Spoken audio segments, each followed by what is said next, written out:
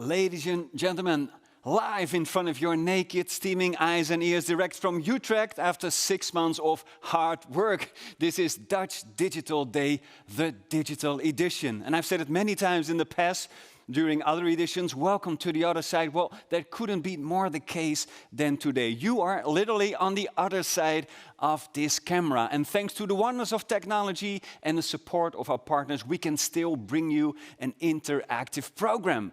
And I must say, the organization has really outdone itself because we have a wonderful program of 2 hours of speakers, performers, designers, doers, brain candy, eye candy, you name it. We got it. There's even a virtual borrow, drinks afterwards. So I really look forward to this one. There are many ways for you to interact with us. We'll tell you how in a few moments. For now, I would say sit back, relax, enjoy the show, and I will see you on the other side.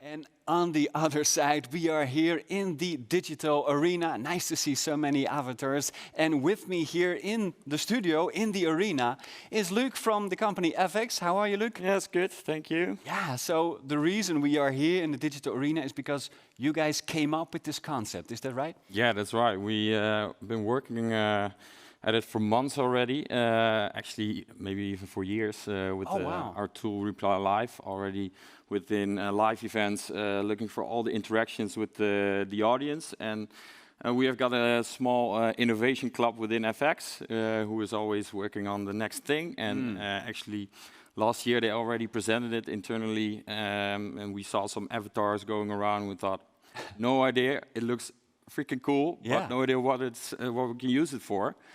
And then this happened, so yeah. So cool. So the concept was already there before Corona, but now it's something that I think we all need, right? Yeah. Digital interaction. What are some ways that the audience can participate in today's program? Well, we got many ways of interacting, but the first way is you can share an emoji.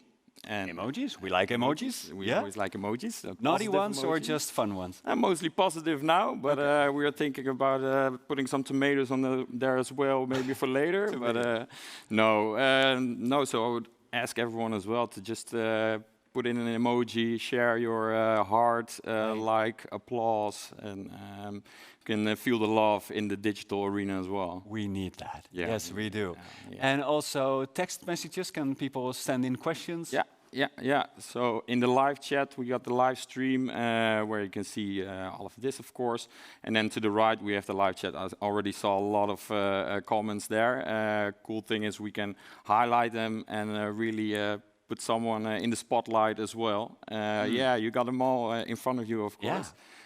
So also during the show, during the presentations of all the cool keynote speakers we have, share the questions, the comments, the thoughts, ideas, and we can integrate it in this show as well to keep it interactive. Right, so during every keynote, people can send in questions. They will appear on my screen, and if there's time, I will read them out to the speakers. Yeah.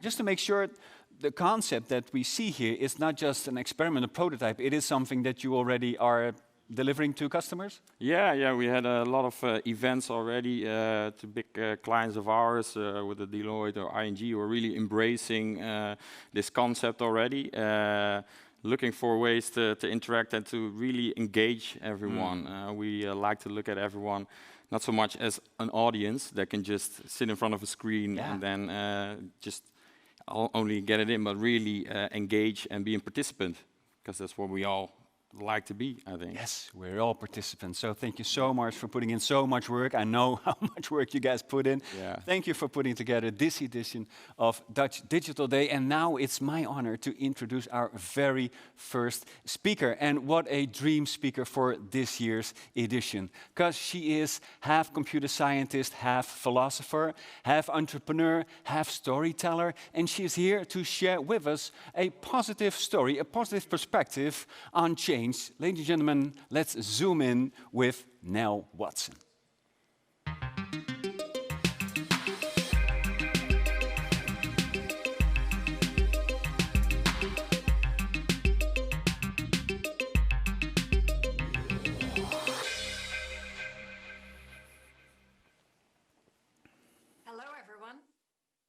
Welcome to Dutch Digital Day.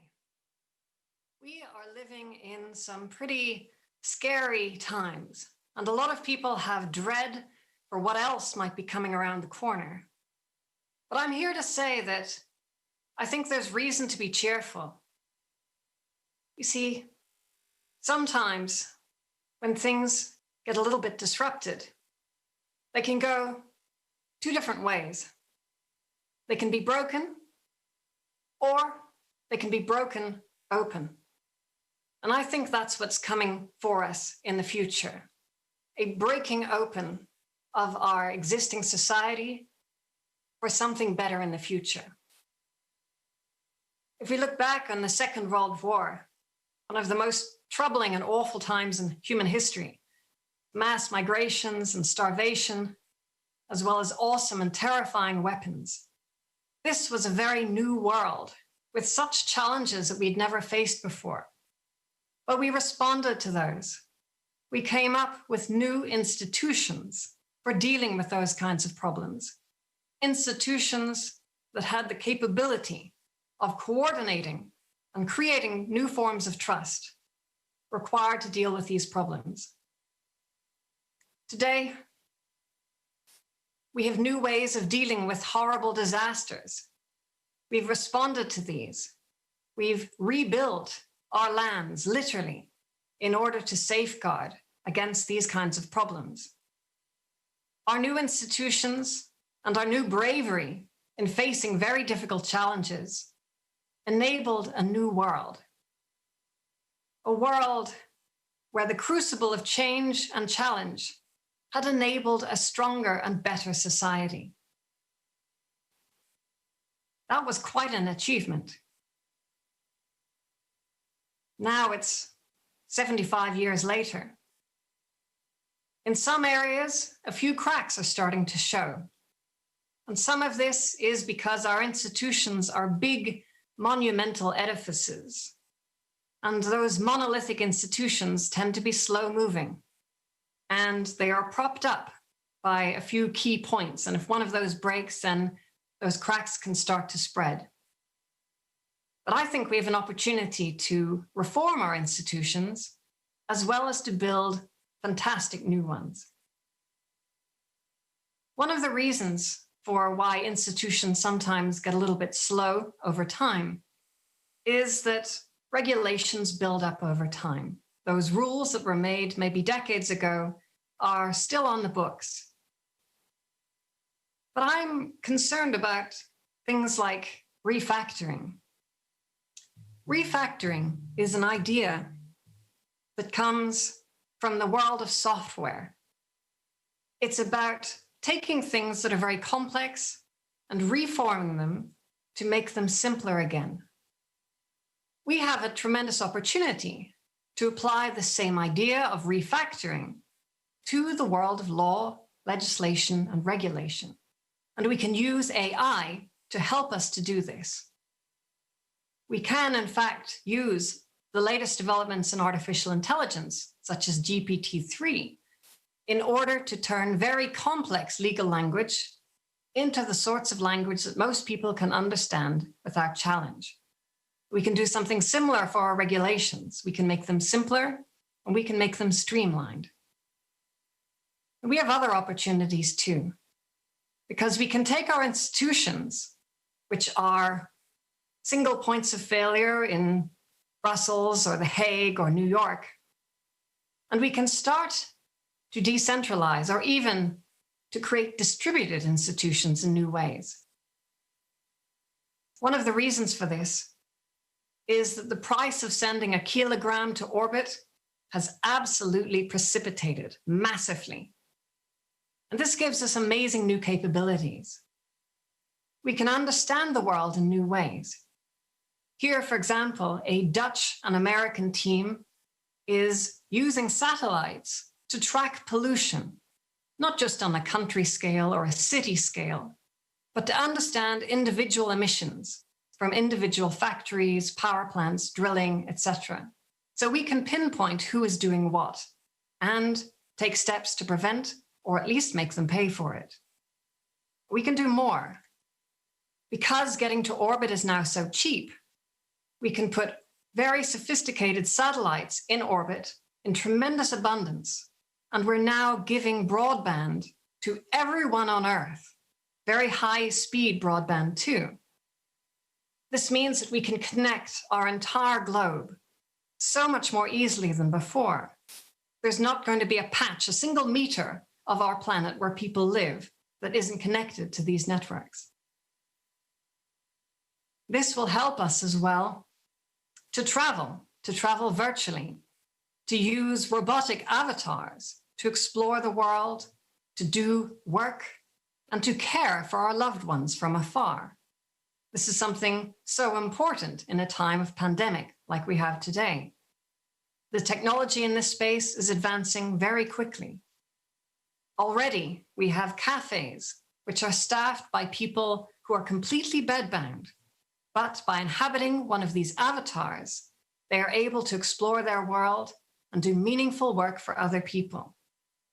We can use these kinds of technologies to inspire hope in other parts of the world, to help people who may feel as if they don't have hope where they come from, but by joining these global networks, by doing meaningful work in perhaps another part of the globe, they can bring that money back to where they are and enrich their own societies in ways that maybe weren't possible before. This gives hope, and hope is one of the most essential ingredients for any society, and especially in these times. It is this kind of hope which is fueling initiatives such as the Great Green Wall, which is uniting Africa straight from the west to the east coast to create a belt of greenery to not only stop the Sahara Desert, but rather to reclaim it, to turn it green again as it once was. And it's this kind of great vision for the future that we are building today as a species that I want you to hold on to, because I want you to think of these times as one of the greatest opportunities for learning our species has ever had, our entire human species. We may look at these times in despair, or we can understand that wisdom is found on the far side of suffering. We're riding a roller coaster, and it's up to you to choose which perspective you're going to take. And I invite you, who are more like the woman on the right, who are able to feel exhilarated, that's when you're excited as well as being a little bit terrified too, to share that with others, who feel no hope for the future, to give them that strength and that confidence that we as a species are going to be okay, and that our societies will endure as they have done before. That's the future we're building towards, all of us, through these new digital technologies. That's something that I want you to participate in. So thank you for being here.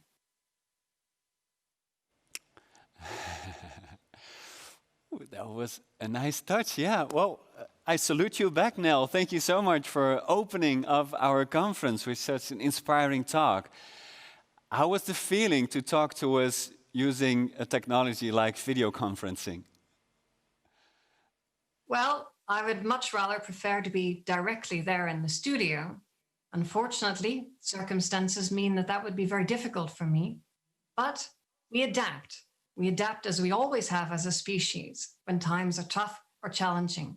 We find new ways of doing things, and sometimes we learn that those new ways are pretty useful and we can apply them in ways that maybe we hadn't been brave enough to do so before.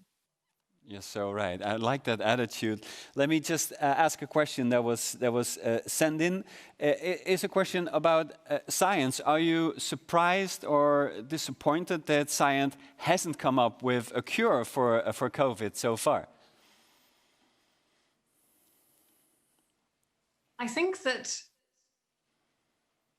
the cure is probably better found in preparing our territory, in making ourselves more resilient to the virus if we do happen to come across it. So that means, for example, making sure that everyone in society has enough vitamin D in their bloodstream. So in the past, lots of people had problems with goiters, these big puffy balls that would grow on people's thyroids because they weren't getting enough iodine. And yet we put iodine in salt and we made that problem disappear forever. And I think we have opportunities to be brave as we were in the past, like our wise ancestors, and ensure that everyone is getting enough vitamins to prepare their territory for the virus if it happens to meet them. Right. So resilience, preparations, always important. Then you also touched upon GPT-3 in your presentation. Again, the same question. Were you surprised? Were you happy? Are you afraid that this technology is now openly available for people who get access to the API? I think GPT-3 is a very significant advance in AI. And I liken it to deep learning, which arrived somewhere around 2011 or so, when people realized that throwing lots of data at a problem actually was very useful. And you had a ridiculous positive return by introducing AI to lots of data. Here it's similar, but it's about introducing AI to lots of parameters, basically having really big models. So instead of throwing data, we're throwing compute. But that works, and that's making surprisingly beneficial returns. I am a little bit afraid of how these technologies can be used to generate false information, to maybe gaslight people into believing things that they otherwise shouldn't, or create content which people think is made by a certain person, but maybe is made entirely by machine. However, just as we dealt with problems of atomic energy in the past, we will find ways of dealing with these kinds of problems with AI too. There will be a few stumbles along the way as we learn, but that's the nature of the game. Sometimes learning just requires jumping in the pool and flailing around until you figure out how to swim. What a cool answer. Thank you so much, Nell, again for joining us via this technology, and thank you for giving your positive perspective. Stay safe and see you next time. Thank you, Nell. My pleasure. All right, so we're learning, we're stumbling, but we're staying positive. That's why I'm very excited to introduce our next speaker. Our next speaker is a fashion designer that became world news that when she graduated in 2016, she graduated with a fully digital collection. Now, back in 2016, you thought, that's a crazy idea. Now in 2020, we think, that actually makes sense, because that way you can showcase your collection during a digital event like Dutch Digital Day 2020. Ladies and gentlemen, please, your attention for Amber J.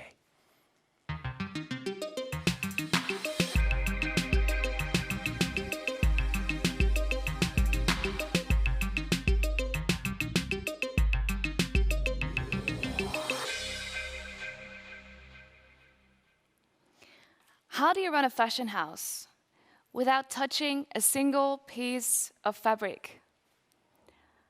How do you turn one of the most polluting industries into one of the most sustainable?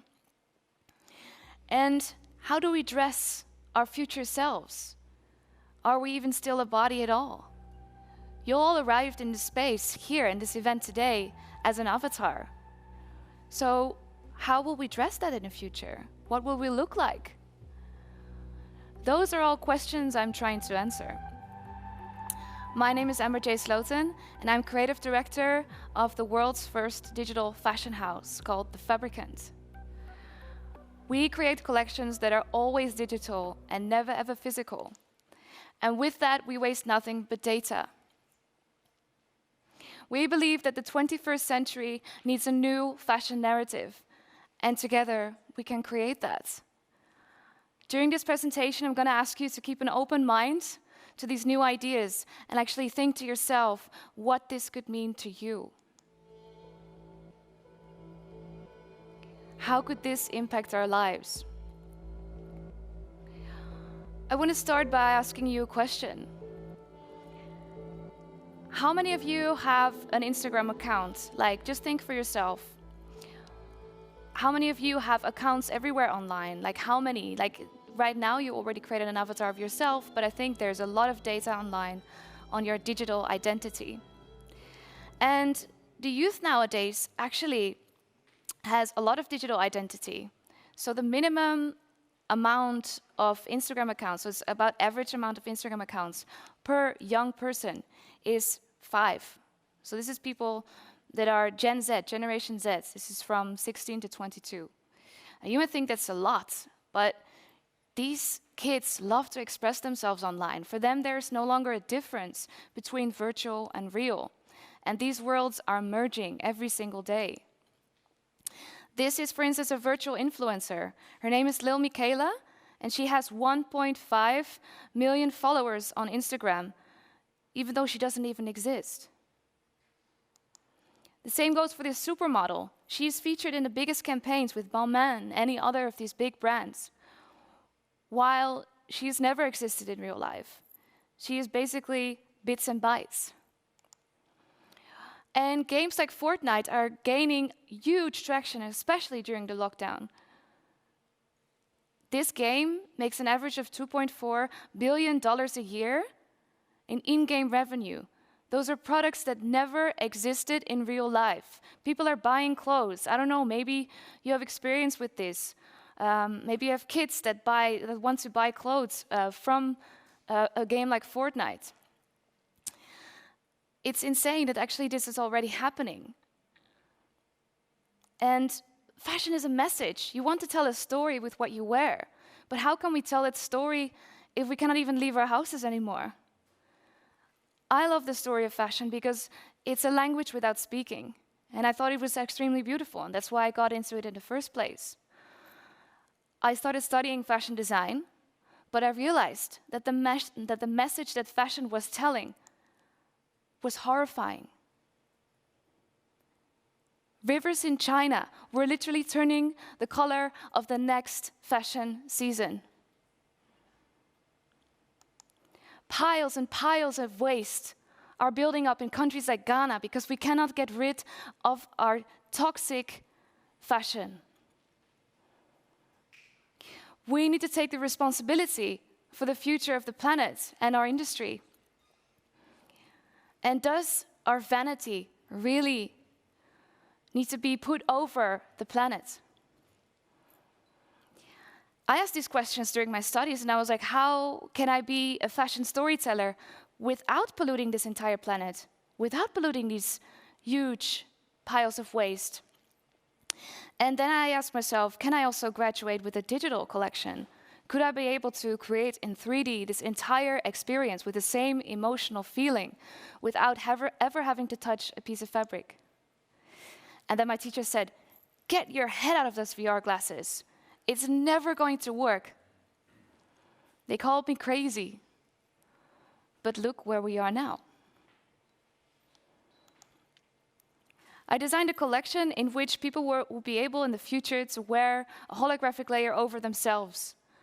So you would have the functional aspect of being able to dress yourself in a certain suit that would feel comfortable. And over that you would wear a layer of virtual expression. After this, there was absolutely no jobs in what I've done. The industry was not ready. But luckily, I found the right people.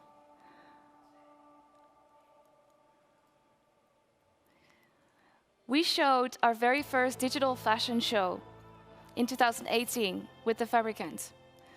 And I'm very proud to stand next to my own garments for the first time in 3D, because we've shown this in several different places throughout the world, and it never needed to come out of the screen. People could still feel the same emotion while looking at the content. And we were asking the question, do we even still need fashion shows? Do we need photographers? Do we need all of these different people to experience fashion? Or can we look at it from a different angle? One of our looks, the one that you see next to me, is actually been shared on the Instagram main page, where it received over 5 million views. So I'm asking you, what is the difference? If fashion shows are shown online anyway, like why do we even still need a physical place at all? We are taking the fashion industry towards a digital existence, which is fundamental to its consumers and the planet. We help brands to rethink the way they present clothes. We did a campaign for IT Hong Kong, which is a retailer in Hong Kong, and we created these images without ever needing to go there, without ever needing to see them, only from our studio in Amsterdam. And images like this came out.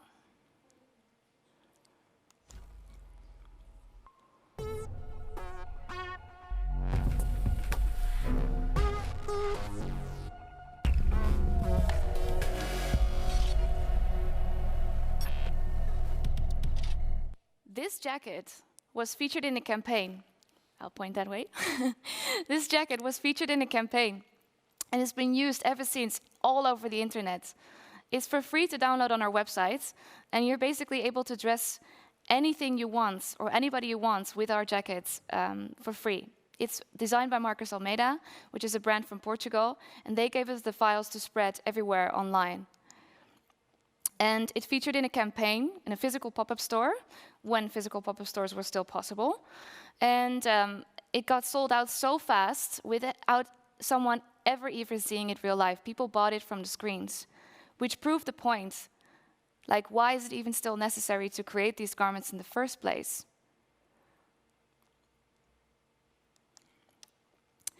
And then there's the next project, which is all about digital denim. We were able to create this denim suit without using any fabric at all, but still you're able to feel the emotion. Oh, this campaign was created for a denim brand called Sorty. I hope it works. Yeah. And with this, again, we were able to save so much water, so much waste, anything we're able to create in a digital world. There's no limitations. So we really think this is a perspective on fashion that could help the industry forward tremendously.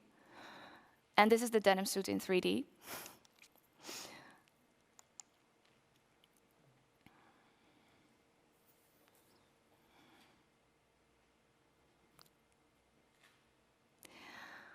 After that, we were faced with lockdown. And fashion brands ran towards us like, how can we even figure this out? How can we even create this? How can we even still create fashion at all? And we did, together with Puma, we created this entire visualization. And the visualization was created entirely from our studio, like from our homes in Amsterdam. So nobody was able to see each other, yet still we were able to create this entire campaign.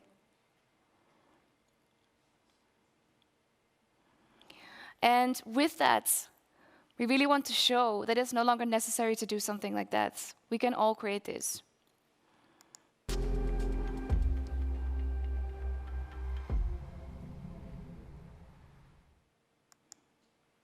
So our intriguing 3D fashion narratives exist in the realms of the endless possible.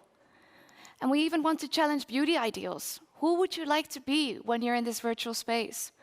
Would you like to have purple skin instead of bigger lips? Would you like to have orange eyes instead of bigger boobs? Can you think about crazy things that you would like to be within this virtual space that would never have been possible in real life? Maybe there's materials you'd like to use that would never exist in real life.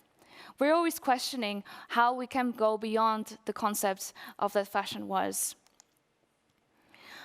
And this is our clothes. They're all free, available to download on our website. And this is actually one of the creators that used their clothes to create a digital photo shoot.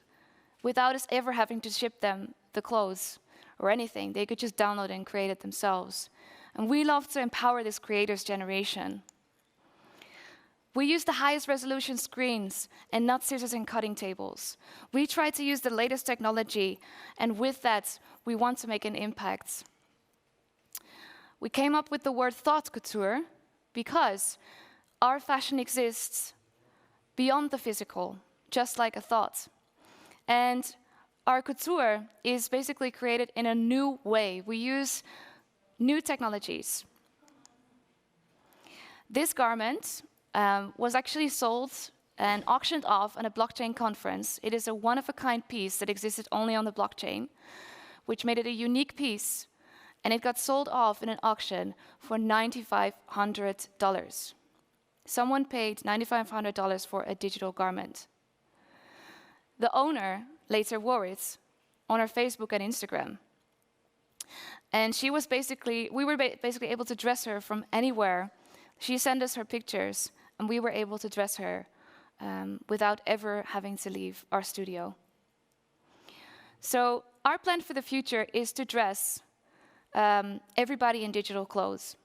It might sound crazy, and you might think, oh, it's never going to happen, but when lockdown happened, we also thought, wow, this was a sort of speedy reaction to what we're trying to say, that our digital lives will permeate our reality. And we really hope that this new technology can help us reinvent a toxic system that no longer works. We need to rethink this entire system and update our identity to the 21st century. So with that, I'd like to end with a quote from one of my favorite writers, Isaac Asimov, which is, "Things don't need to be real when they seem to be." Thank you very much.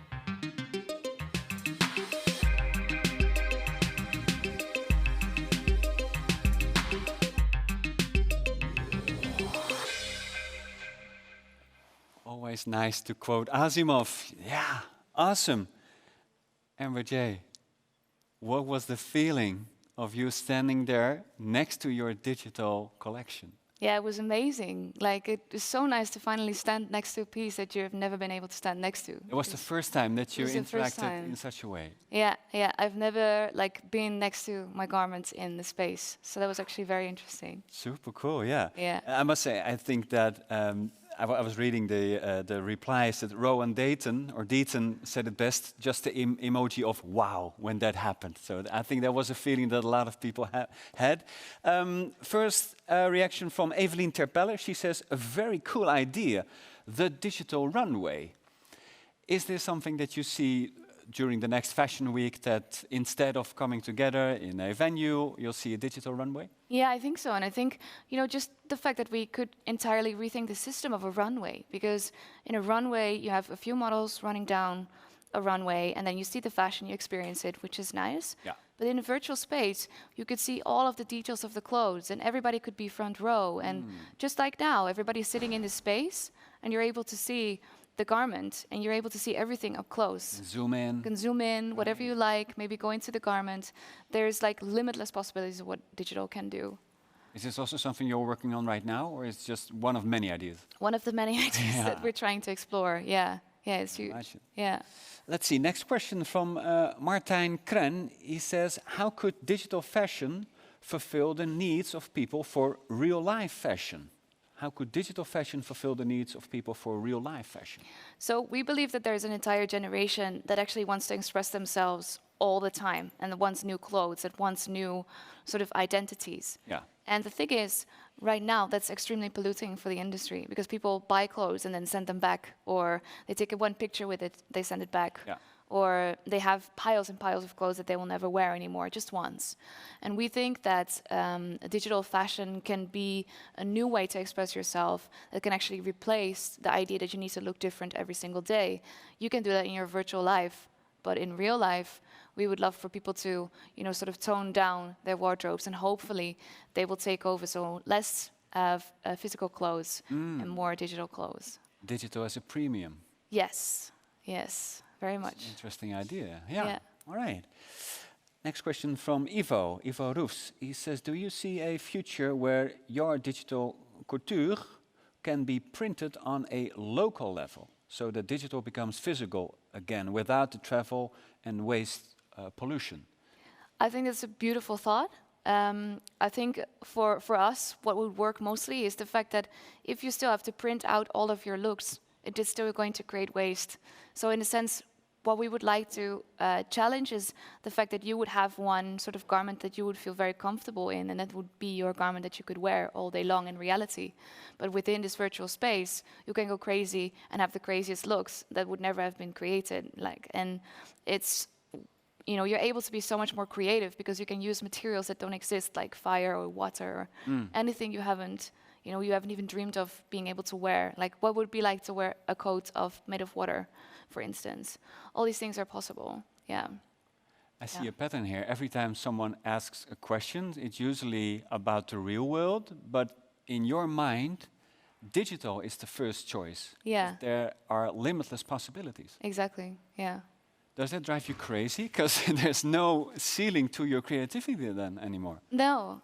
It sometimes drives you crazy. Like, you sometimes have to say, okay, stop, now it's enough, because it's just so many possibilities. At some point you have to say, like, okay, I'm done now with this garment, because you can go on endlessly. But for me, there's so much more to explore, and not everything has been explored yet. We call it like sort of an uncharted territory, let's say, like a Wild West that we still need to explore. Like, nobody's been there yet, yeah. Wow. Last question. I know your company or your collective is called Fabrikant in the Netherlands, fabric in English.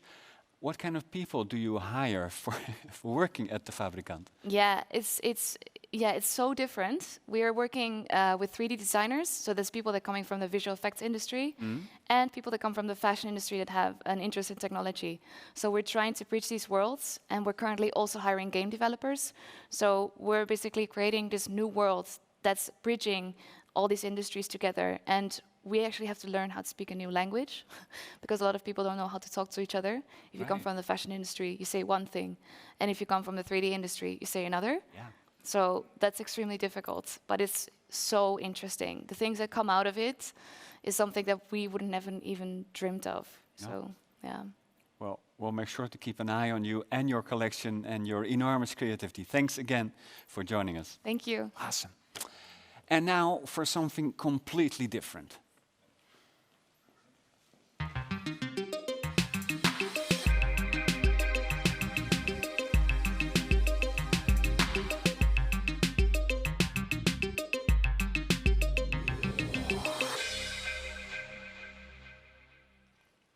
It's 11 p.m. and the last thing I do is look at my phone. It's 4 a.m., I wake up from a bad dream and the first thing I do is look at my phone. It's 8 a.m., rise and shine, and the first thing I do is look at my phone. I'm hooked on the tone. The sound of a new message echoes in my head. I'm brain dead. I see clips of masses rioting, children crying, silence.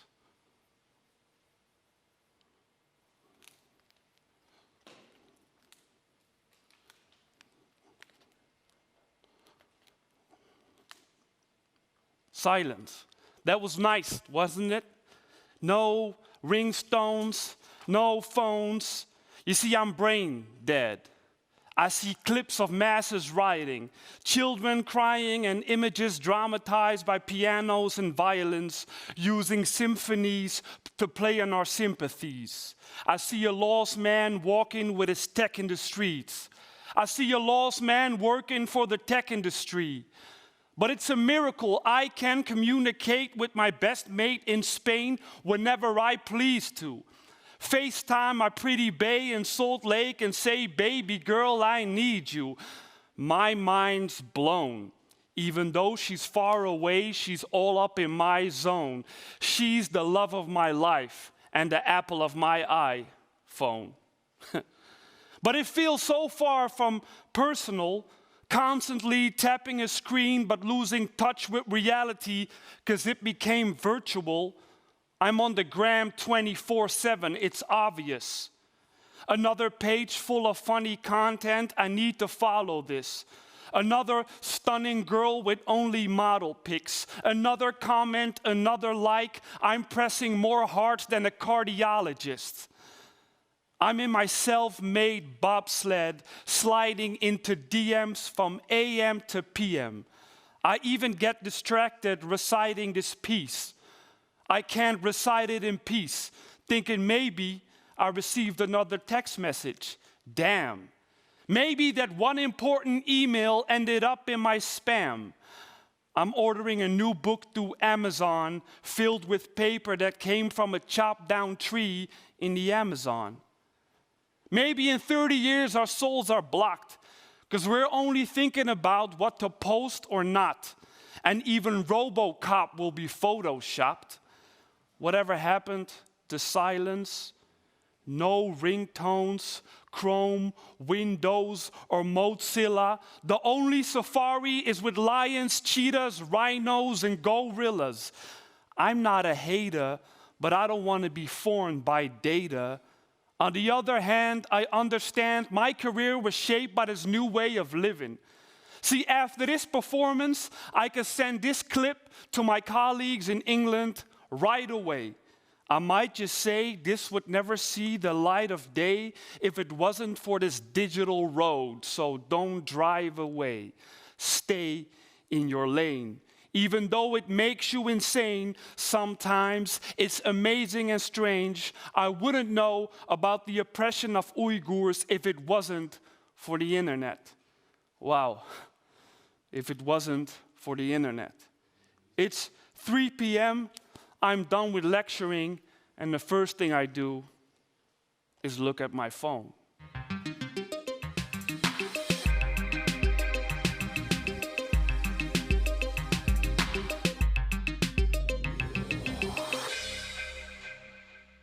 Luan Buleshkaj, that was the person that you saw out there, the spoken word artist, and this was just many of the many gems that he has produced. So write that name down, Luan Buleshkaj. We'll hear much more from him.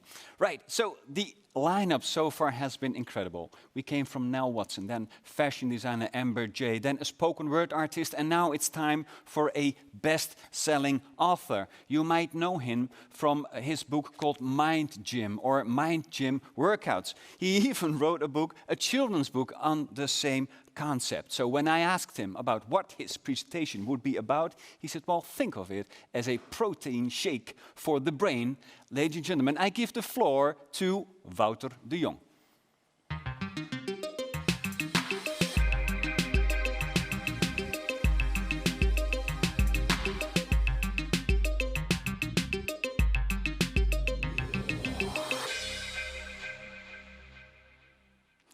Hi.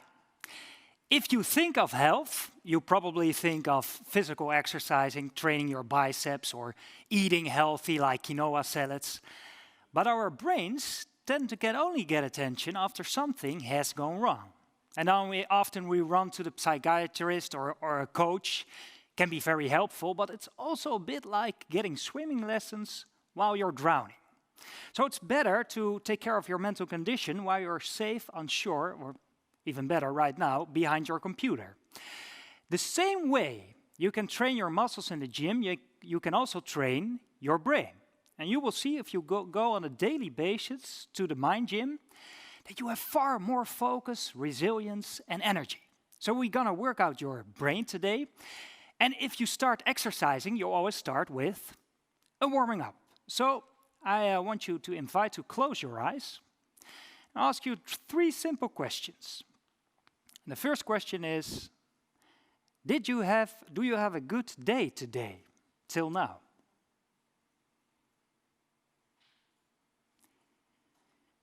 And the second question is, what made it a good day, or a bad day, or a moi day?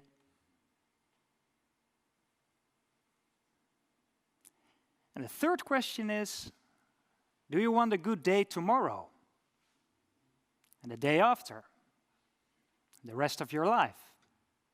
So you can open your eyes again. I know you're probably alone in your room, so don't feel embarrassed, but say out loud and clear, yeah, if you want to have a good day tomorrow. Yeah, you probably want to have a good day. It's a rhetoric question. So what was the interesting question? It was the second question. And what was that question? What makes a good day? And to get the answer on this question, we gotta do a special experiment where I need 1 volunteer. But I'll be honest with you, only participate if you dare, okay? So you can volunteer now to say, I want in the chat. We will see.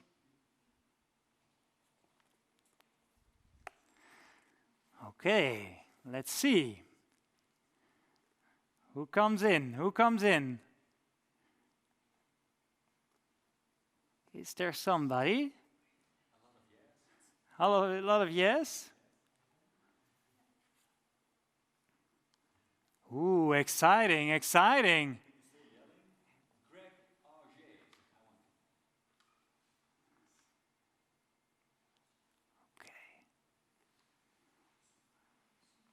Yeah, there are a lot of people. It's exciting. We're trying now technically to get somebody in the show. Ah, hi. Who are you? Can you hear me? There are a lot. Okay. I have one assignment for you.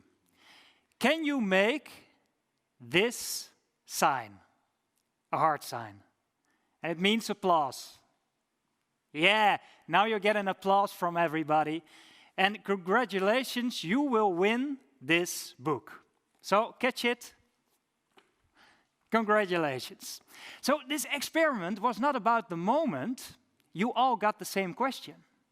About winning this book. This was not the experiment, but the experiment was about getting the question. Getting the question if you want to participate in this experiment. So you all got the same question, but you reacted totally differently in your heads. Some of you thought, oh, irritating audience participation, and some of you thought, bring it on, and some of you thought, not me, not me, not me. So what happens in your head, your mindset, is crucial if you can take advantage of the opportunities that life throws at you. For example, to participate in this experiment despite of your fear. But it's also the answer to the question, what makes a good day? It's not what happens to you getting the question, but your mindset on what happens to you. Or as John Milton wrote in Paradise Lost, the mind creates its own place and in itself can make a heaven of hell and a hell of heaven. How do you train your mind as a heaven? According to science, you can do that to train on 4 fitness machines. And why 4 fitness machines? Because there are 4 distinctive brain circuits you can train. There are attention, resilience, positivity, and altruism, a posh word for kindness. And you can be good in one circuit, bad in the other. And if you want to become an all-round athlete, you want to train all 4 circuits for a happier brain. And it gives you a lot of advantage over other people. Sean Aker, a Harvard professor, calls it the happiness advantage. A happy brain is 31% more effective than a neutral brain. So we're going to do a short workout with the attention circuit. You probably have a life expectancy of 85. So to show you how that looks, I'm going to grab something. Imagine that every week in your life is 1 grain of rice. Then you have in total, I count them, it was a shit job, 4,420 grains of rice. So here you see a picture how it looks, an average life, how it looks. Here you see my life, the blue ones I already ate. So imagine that consuming 2 hands of rice, and then you're either 6 feet under or you're floating somewhere up above. So the most important question is, how do you treat this cup? That's the very most important question. And you're very lucky, because I will give you an ultimate quote where you have ultimate happiness, you know everything, you can stop this webinar at once, do something fun with your time, like binging Netflix. So pay close attention. And it's this sentence. Life is like a camera. You focus on what's important, you capture the good times, and you develop from the negatives. It's such an Instagram quote, you know. You already know this. Everybody who's attending knows it. But the question is, do you act on it? And we often have a broken camera, especially with our skill if we can focus on the things that are most important. So we're going to do a short exercise to see if we can focus on the things that are most important for us. If you don't like the exercise, feel free to don't do it. And I invite you now to close your eyes and take in the realization that everything will pass. This session, this day, this week, this year, and also the rest of your life. So if you have one certainty, you will know that you and everybody in your environment will pass, will die. Not know when or in which order. But if you knew you had only 5 years left, what would be the most important thing for you? What would you do with those 5 years?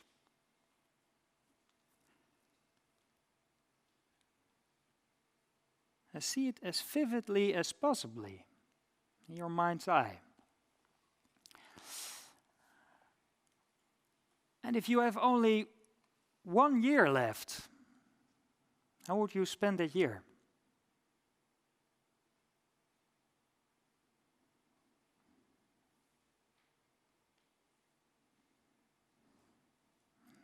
And if you have only 1 month left, what would you do with that month? What would be the most important thing for you? 1 day. How would you spend your day?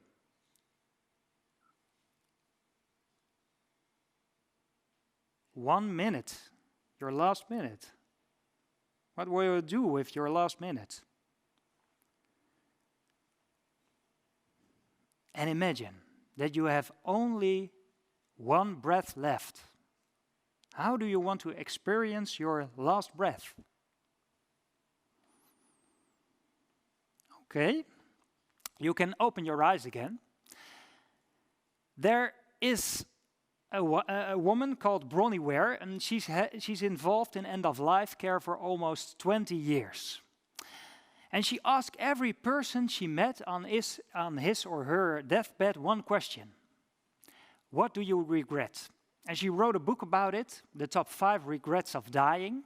And what do you think is in the top 5 regrets of dying? What do you think? And look closely to the first answer that pops into your mind right now, because that could probably also be a theme in your own life. So here you see the top 5. On the first place, I wish I had the courage to live a life in which I've been true to myself, not the life that other people expected me to live. Second, I wish that I hadn't worked so hard during my life. Third, I wish I would have had the courage to express my feelings. 4, I wish I had stayed in touch with friends. And on the 5th place, I wish that I had allowed myself to be happier. And of course, it's an illusion to think that we don't have the risk that we will have regrets when we are about to die. These people also probably thought they won't have regrets.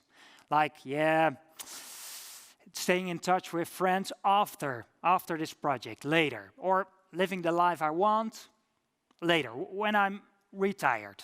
Then it's more comfy. So asking yourself the question, what do you regret, is far less useful than asking yourself the question, what can I change now, really now, today, so that I pay attention to the things I find most important, so that I won't regret it when I'm about to die. So I want to give you a question to reflect on, and it's this question. What in life you didn't spend enough attention to lately, and what is your first concrete step to change this? So type your answer in the chat. And make that concrete action, your concrete step, as concrete as possible. Like staying in touch with friends could be texting after this webinar an old friend that I want to see again. Or maybe it could be planning a difficult conversation you've been avoiding for a while. Make it very concrete. Yeah. So, what in life you didn't spend enough attention to lately? What is your first concrete step to change this? Okay. Okay. Can I have some answers? Okay. Okay. If you train your brain, you have more quality of life, because training your brain, the quality of your life depends on the quality of your mind. So training your brain helps to have more clarity, focus, and resilience. But you can forget everything I've said so far. I hope you remember one sentence of this whole talk. It's the most important sentence probably you will ever hear. So tattoo this sentence, and it is this sentence. The most important thing is to never forget what the most important thing is. Thanks.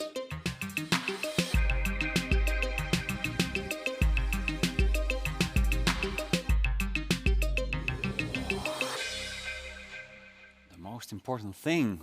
Wow. Wouter, that was very confrontational. You did the exercise as well? Yes. Wow. Okay. I was expecting a very happy session, but it got really deep with me. Okay. Yeah. What was your insight? Well, let me just read out what some people responded. Okay. It's getting way too personal. Okay. I actually have that tattoo on my arm. Yeah. First of all, you gave away a book to Sanne, who said, I want it. But we have to be fair that Greg was the first one to say, I want it. Oh, then Greg also gets one. Greg also gets one? Yeah. Okay, Greg, if you're still there, send an email to info@dutchdigitalagencies.com, and then someone, probably Meek, will send you a copy of Wouter's book as well. Right. Also, a lot of people were screaming, yeah, at the office. Somebody woke up their guinea pig. It's all true. I'm just reading out there. And now let's get to the answers. Puk Zweekhorst said, well, one of the things that really touched upon my feelings is I'm going to spend less time on a screen. Is that something that you hear often?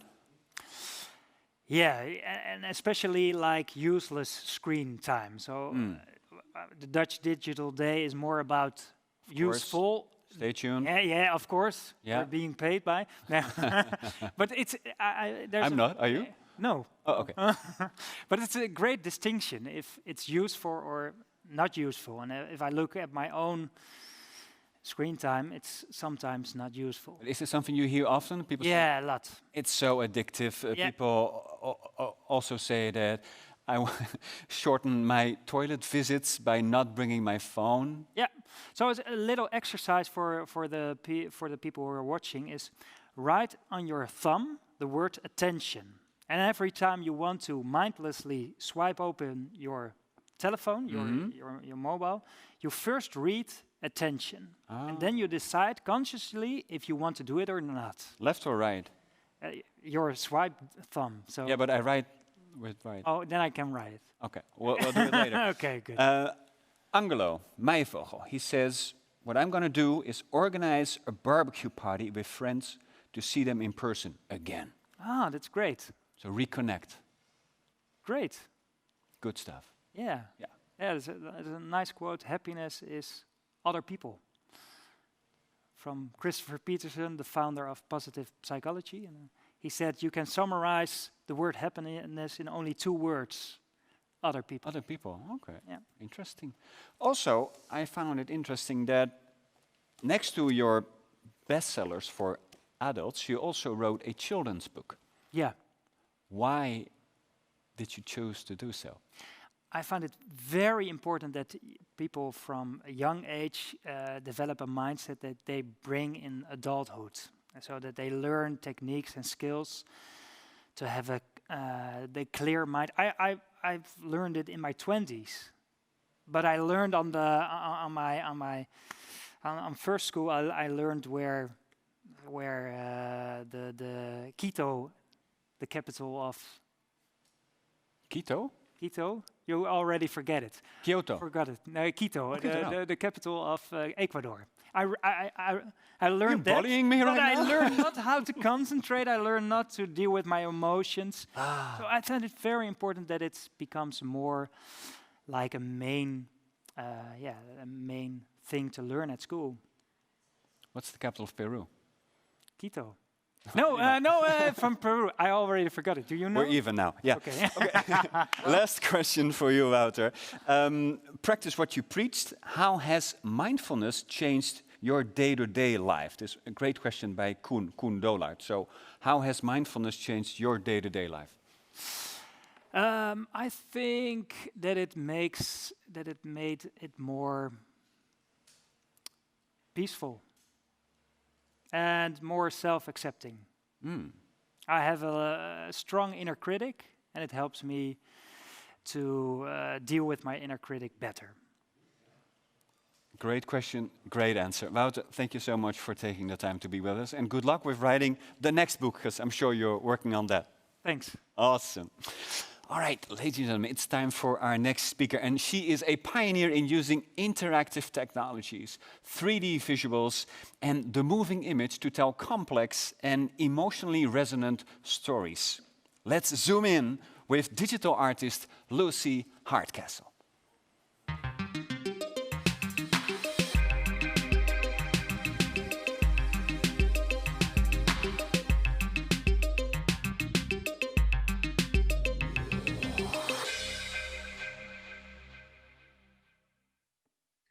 Hi everyone. Thank you for that introduction. So my name is Lucy and I am a digital artist and the director of my creative studio.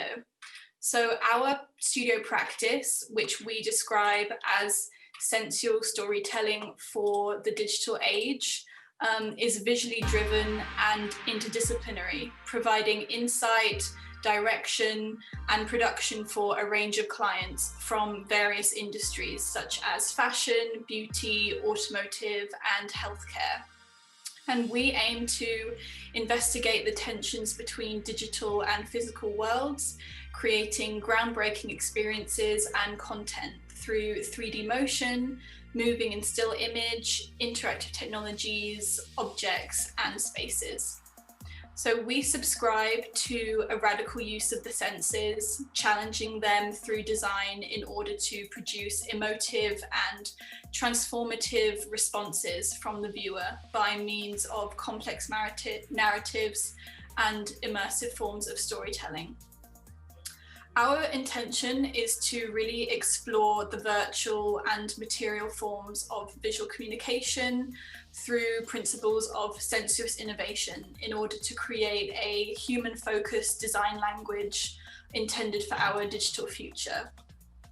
And we believe that innovation within technological design doesn't solely emerge from the new, but also from a realignment or reapplication of pre-existing tools and knowledge. So we intend to kind of play with this idea of the phygital, which is a methodology that we've become known for by combining the digital and physical.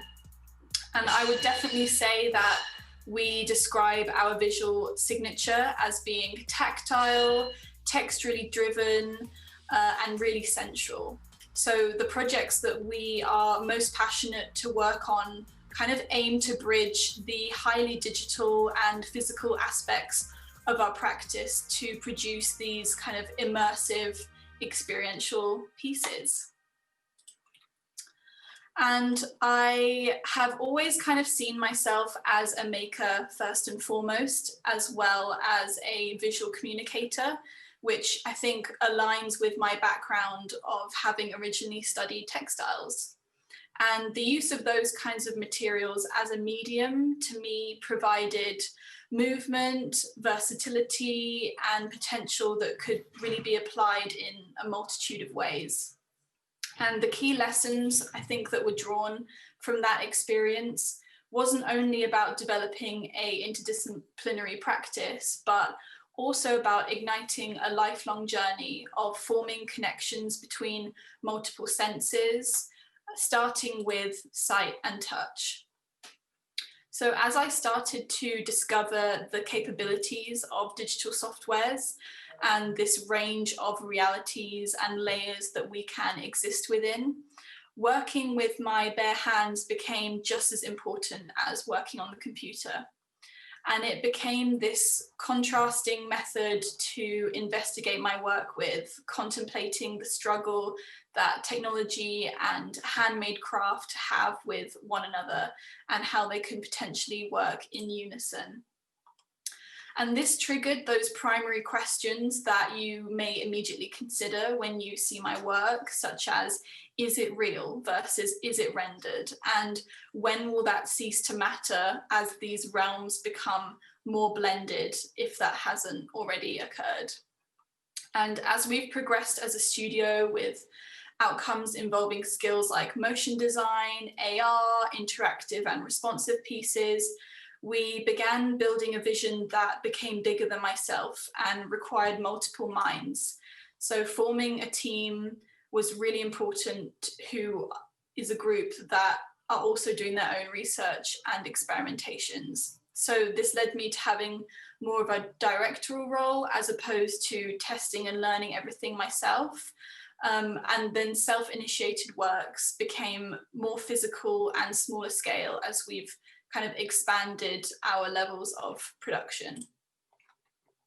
And over this past year, the way that we've worked as a team has obviously changed and adapted. Personally, I was in a position of being completely alone during the period of isolation, as I live on my own and I'm now at the studio on my own. So that led to a great deal of contemplation and solitude. And I think a global sense of isolation and separation instantly changed the importance and usefulness of digital spaces. In an era where our existence feels relative and our time feels linear, we're drawn to the immortality of a virtual experience as our main connection to our communities and networks obviously has changed. And in contrast, I think we're more appreciative of the physicality of our lives. Being touch deprived, we search for that by spending more time in nature or around the objects in our homes. And I think this upholds my argument that we still have a long way to go between the technology that we regularly use, such as flat screens, and the need for varied touch combined with other senses that we crave as humans as a type of enrichment in our lives. So before the world as we know it changed, here at the studio, we had already been working on a rebrand project. So it became this coincidental duration of reset and renewal as we considered how things had evolved. And obviously investing in an ambitious self-initiated project during a pandemic felt really tenuous and borderline terrifying. And it really felt like you were placing a huge bet on something that you're already completely biased towards. And you have to choose to irrefutably believe in something that you've built from nothing, that feels like your baby, when you're already in an ocean of the unknown. And in a lot of ways, it felt like we were back at square one, having stripped back to the bare necessities and revealing areas where there was potential for me to go back to a maker role, as well as going back to being the researcher and producer. And it really felt like I was growing all these tentacles, or regrowing them, as I should say, that I forgot I even had in the first place. And I found myself in a place where we really had to represent what we stood for through my own ideas alone, as well as making and research with a minimal system in place. So this rebrand involved a renewed identity, a fully redesigned website, and a self-initiated interactive project to go with it. The core concept behind this was the importance of human presence and looking for ways to represent how we involve the human experience into our practice, as well as making our audience feel connected to our process. And I think the period of isolation on a personal and research level really challenged the importance of comfort and intimacy in my life and those around me, with a real, obviously, increasing level of uncertainty. That idea of comfort was more important than ever. And my process of finding that comfort was through textural grounding and the connection to tactile materials around me, which underpinned the inspiration for our interactive project, Wetlands, which launched the new identity. So Wetlands is an interactive ecosystem that poetically visualizes living data and user interactions. This piece was built and coded for the web and currently exists on our landing page as a kind of mini game. And this was developed in consultation with specialists in the field of neuroscience.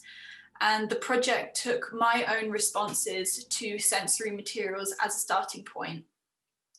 In order to feel deeply connected and personal to the foundations of the studio, we chose to use my sensitivity of materials as an area of exploration and data extraction, creating a visualized algorithm that is as living and breathing as myself.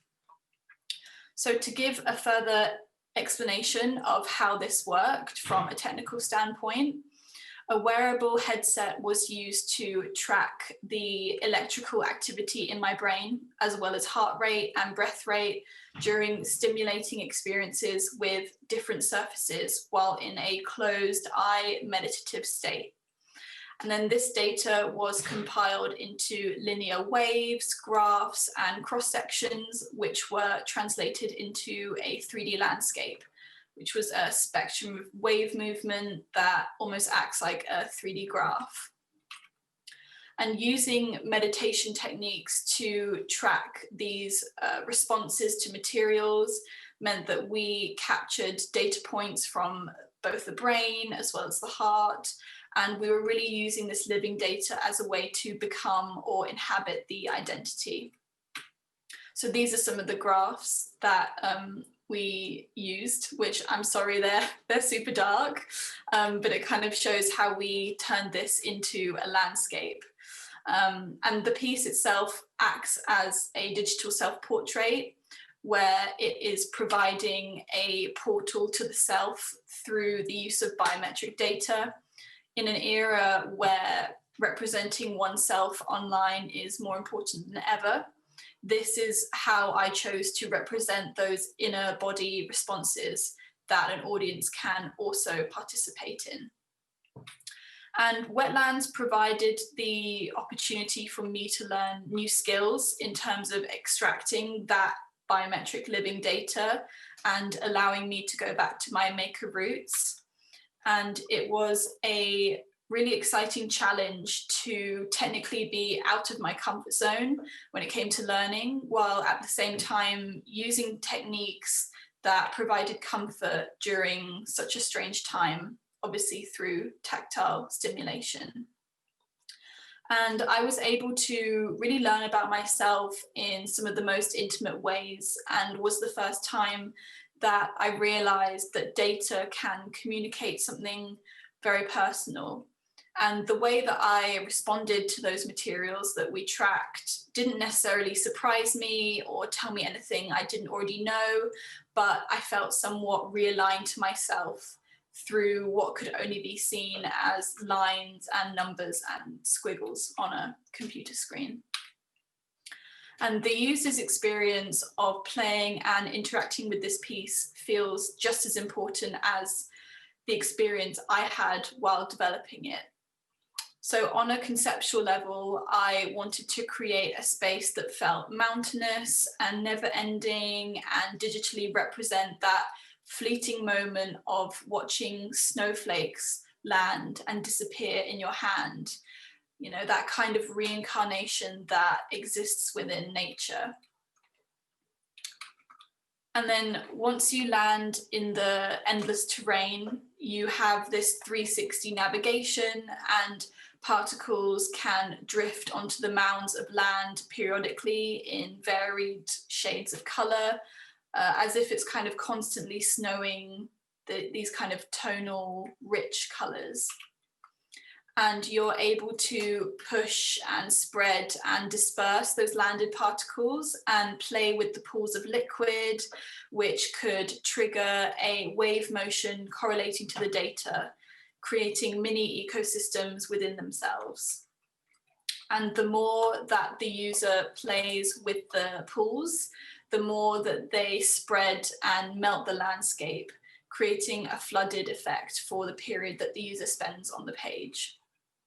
So both the placement, shape, and color of the pools and particles represent specific elements of the data we collected.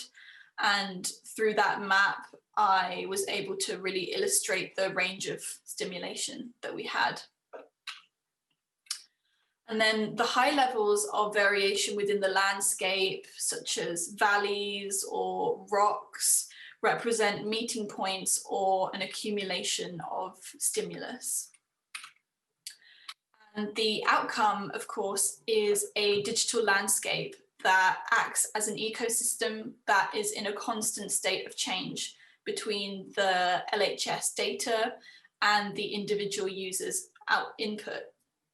So words that we used to describe the audience's contribution included impressions, mark making, influence, and disruption. And at the studio, we would describe this theme of design as poetic data visualization via our translation of data, as well as a user-led experience, where a transformative moment for the user becomes the piece's end result through us prioritizing the user journey from the initial development stages, with their involvement becoming intrinsic, or just as intrinsic as our own design. And in running parallel with the tech that's obviously becoming super amalgamated into our lives when we think of things like touchscreens and phones, I think there's very much a gap between its design versus who it's being used by and who that end user is, which I think really pushes forward the importance of user journeys having a sense of involvement, if not control. And to me, giving the viewer or user an element of choice and power within something intended to be immersive means that they're far more likely to have an emotive, transformative experience that feels wholly theirs and therefore can create memorable moments as opposed to something passive. And I think that goes beyond viewing to interacting, from perceiving to having a personal and primary experience with the work. It also gives the viewer an opportunity to feel as if they're somewhat in control and that they're contributing to the outcome of the work based on its response. So I wanted to use wetlands as a way to make biometric data performative and meaningful, almost like creating a digital twin. So one of our goals was to create conditions where it was of value to witness yourself as the data source or as something creative, as opposed to being profitable or invasive from a practitioner perspective for audience engagement. And I really feel that we built a system whereby combining our input of these neurological responses to material tactility with the user's own interactions on the site, we were able to create a unique digital landscape that constantly shifts based on those data sources intersecting, that can become greater than our studio as a single entity through that shared involvement. And we really saw this project as a way to show the potential of digital and web-based spaces in a more speculative and experiential sense than maybe they're considered at the moment. And I think this really came at a time where those digital spaces are becoming increasingly important, as well as how we choose to interact with them. And I think overall, with around 6 months in the making, this became a project that really kept me inspired and passionate about what I do during probably the most uncertain period of my life. And I think it really gave emphasis on returning to what feels like my original purpose of being a digital maker and finding innovation within that to provide a sense of meaning in an online context that can exist forever and be shared on a global scale. And I would say that it's also really brought to the surface just how crucial self-initiated work can be for any creative individual or studio in a time where your values, especially around work and productivity, are being challenged. I really believe that this has to be the core of why you do what you do. And that's my talk for you guys. So thank you so much for listening.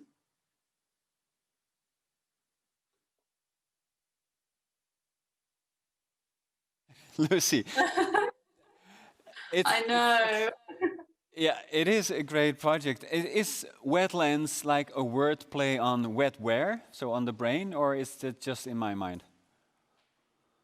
Oh no, I didn't think of that. I really wanted it to feel, I wanted a title that felt as organic as I wanted it to be, and something that could constantly shift, or I think just felt environmental, even though it's technically built from code. Right. Yeah. And what we've seen in your slides is perhaps the most personalized data visualization ever. Do you think that other people will now contact you and say, make one of mine biometric data? Yeah, I kind of love that idea to create these digital personalities that other people can interact with, and almost making like a self-portrait or a digital twin of yourself. So, I mean, maybe that will become the new avatar, just creating landscapes instead. We might just do that. So, Lucy, thank you so much for taking the time. I'm sure people have a lot of questions, but they know where to find you. So again, thanks and good luck with your projects. And for now, it's time to introduce our next speaker, who is the creative genius behind the beautiful animation series Undone, right now streaming on Amazon Prime. And with his art, he blends the worlds of dreams, oil paintings, and projection mapping. So I give the floor to Hisko Hulsing.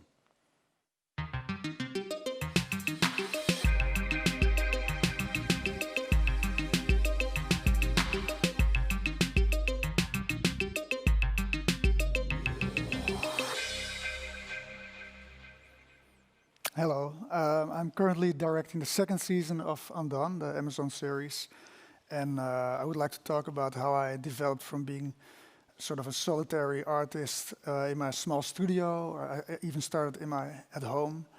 I worked in several disciplines, and I developed my way to directing 200 people over 2 continents for a Hollywood series, so namely United States and Europe. I also want to give a small oversight about how we mixed like really 17th century classical painting techniques, like from the Baroque time, with projection mapping and very modern animation techniques. I would like to start off by showing a trailer of Undone for the people who didn't see the series.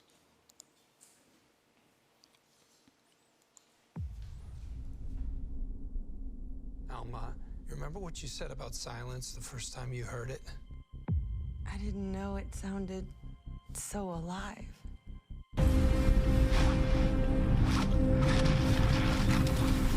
Some people's minds are more capable. They can see more, they can feel more, they can know more. What you have is precious. We need to carefully develop your potential. Am I losing my mind, Dad? No. No. Well, yes and no.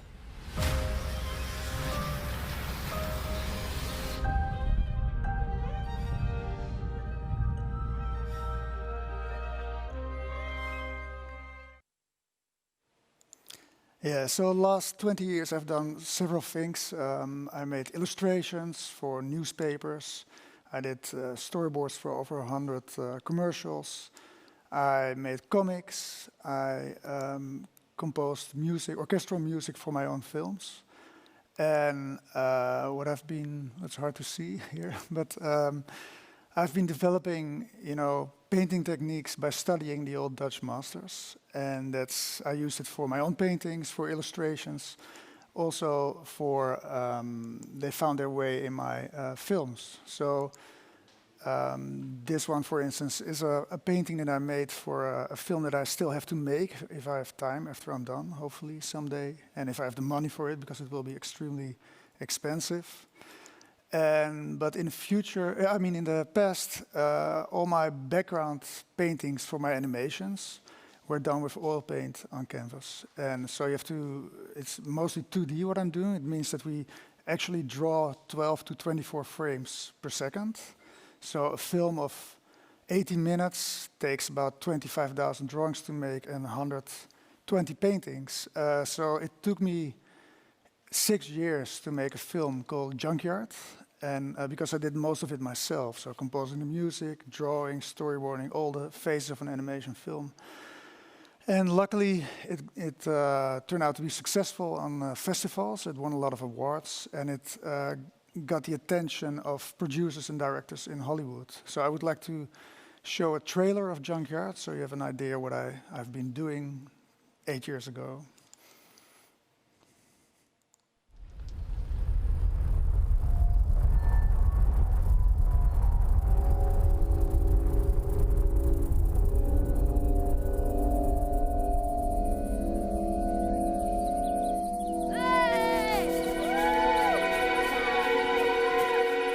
Okay, Paul, you start here.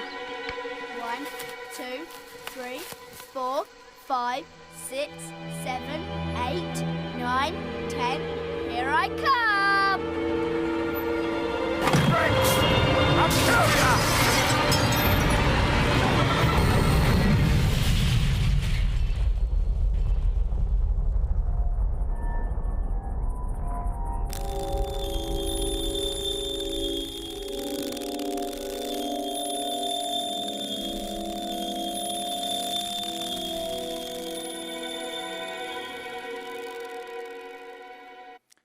So after this film was released online, especially, I was approached by Brad Morgan, a documentary director, who made a film about Kurt Cobain called Montage of Heck. And when he saw Junkyard, he realized that there were moments in that documentary that were based on a cassette that Kurt Cobain made, which had to be visualized. So he asked me to animate that, and well, I said yes, because it sounded like something I could do. But then it turned out I had to do it in a very small period of time, so I had to hire other people to help me. And there everything went wrong, because I thought I could produce it myself, and I had to paint all the paintings, do all the storyboards, everything, and organize everything, be a producer. So after 4 months of, without any day off, 14-hour work days, well, it turned out to be, worth it, because it was a very successful film. But I actually wanted to quit animation, because it's very hard. It's hard to make money, and I was planning to become a portrait painter. But then I got contacted by producers from Michael Eisner's company, Tornante. Michael Eisner was head of Disney for 20 years, and they saw Junkyard and Montage of Heck, and they realized that I might be a good director for Undone. And well, when they pitched it to me, I realized that it was like an ultimate dream project, because it's about, I always use, animation is mostly used for entertainment, family entertainment, or comedy. That's how most people know it. I use it in my films to sort of show the inner world of a person. I think it's an interesting medium to show something that you cannot show in reality. So when they pitched the story of Undone, I was sold, because it's about a 27-year-old woman who comes out of a coma after a car accident, and then is being thrown through times and spaces and being visited by her father, who had been dead for 20 years, and who tells her that he came back to teach her how to bend time in such a way that she can go back to prevent him from getting killed. At the same time, her family thinks she's schizophrenic, and that remains ambiguous in the whole series. So when they gave me the script, oh, I'm going too fast. They gave me the script, I read it in the plane back from the United States, and I cried or laughed each page. So I realized that I wanted to do it, but I didn't want to get into this trouble that I got into with Montage of Heck. And they told me, well, we know what happened. We talked to Brett Morgan. We'll organize it around you, because I didn't want to go to the United States. I wanted to stay here. And they contacted Submarine, a Dutch animation documentary producer, and they helped building this whole team around me with like 100 people in the Netherlands, 25 people in Texas at Mirror Mountain, and I would fly back and forth to Los Angeles to direct the live action with actors like Bob Odenkirk from Better Call Saul and Breaking Bad, and Rosa Salazar in the image on the right. So I would like to go through the process of making it. The first thing we have to do is make designs, because we film the actors before we trace them. That's our technique, to make it look very realistic and to create this ambiguity about if it's real what's happening or not. But on the set, there's nothing but a green screen. Or there wasn't even a green screen at the beginning. We just tape all the locations on the ground and tell the actors where to move. In order to design it, the writers of the show, Kate Purdy and Raphael Bob-Waksberg, they provided us with photos from the locations in Texas, and we would make, our designers make 3D models based on that. On basis of that 3D models, they make designs, layouts, and then color designs, because we gathered a whole team of oil painters from all of Europe, and they needed to have some reference for their paintings. So the designers, they would, in order to get everyone working sort of in my style, to emulate my style, they would base their colors on paintings that I did before, so that the painters were going into the right direction. One of the very most important things, I would say, of animation is storyboards. We need to draw every single shot before we film it or before we animate it, because it's so expensive. So for season 1, we drew about 3,000 shots. Now it's different because of Corona. I can't go to America. I do everything per Zoom. So we also have 3D previs, as you can see below, where we make all the shots in 3D first. And that serves as the basis for what we're doing on set with the actors and for my communication with the cameraman and with the DOP. So for the shoot, I would fly to Los Angeles 7 times in 1.5 years, back and forth, and film everything there. You have to imagine a stage like Dogville, where there's no set, just tape on the ground and some doors and props, and our storyboards. And I would be there with a team of about 25 people and the actors. Here's an example of. I was in a fucking coma!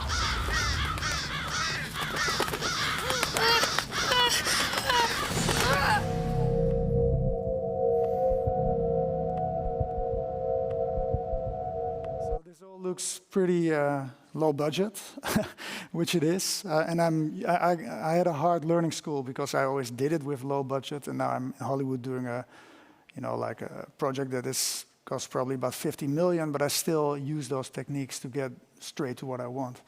So here you can see how we used the animation and how it's been traced in Texas. So they rotoscope it, they stylize it, and they make sure that all the great performances are transferred to animation. And then, of course, it needs to be colored and shaded to make sure that it looks like part of the very three-dimensional painted part. And that's been done in the Netherlands. We do a lot in the Netherlands, in Amsterdam, like storyboarding, designs, paintings, compositing, also 2D animation like this that you can't film on forehand. You have to do this, from your imagination. Well, skip this part. We need layouts to match with the live action that we shot, so that everything that's being filmed, it will actually match with what we've designed. Then for the painting, well, we had, I think, 9 painters to start with from all over Europe. They had to. The hardest thing was to train them to paint in a style which was similar to mine. And then when we got off, it got better and better and better. And we made about 800 paintings, pretty large paintings. They would be traced. The layouts would be traced on canvas, and then they served as a background, as a basis for the painters who use this Baroque technique called wet in wet, where you sort of paint everything once. I'm not going into the details about that, but it's like a very classical way of painting. So here's some of the paintings that were made. And they're really mesmerizing, beautiful. There were some exhibitions in Los Angeles around the premiere. Sometimes, we didn't have enough money to paint everything this way, so we also had touch-up artists who would turn like a painted city like this into a night city in Photoshop. So we used digital techniques to enhance it or to change it into other backgrounds. Then another thing is 3D animation, which not only helped us doing all the weird special effects, but they also helped us making layouts. And for instance, here the basis is 3D, and then we project map the paintings onto it and then animate it again, put 2D animation in it, composite it, so it all becomes a part of a consistent world. And that was my main goal as a production designer, because I don't want to see any breaches of style. You can see another example of how we used 3D animation and used paintings to map on top of that, as if you're moving through a painting instead of... a painting is flat by definition, by default, and we projection map them onto 3D spaces to be able to do a shot like this. Then there was, we had too little money. You're doing a multi-million budget series and still there's too little money, so we couldn't paint all the backgrounds. Some spaces we totally created in 3D and projection mapped them by painting all kinds of props or parts of that space and projection map it onto it, so it's as if you're in a painting. Another very important part is compositing, because there's so many people working on this, so many talented people with different personalities, that in order to get it into one style, you need the compositors who bring all those layers together. All right, I'll skip a couple of parts about compositing. And I want to end off with a trailer. I'm so bored of living. I wake up every morning in the same bed, I get dressed, and I eat the same breakfast and then take the same commute to work.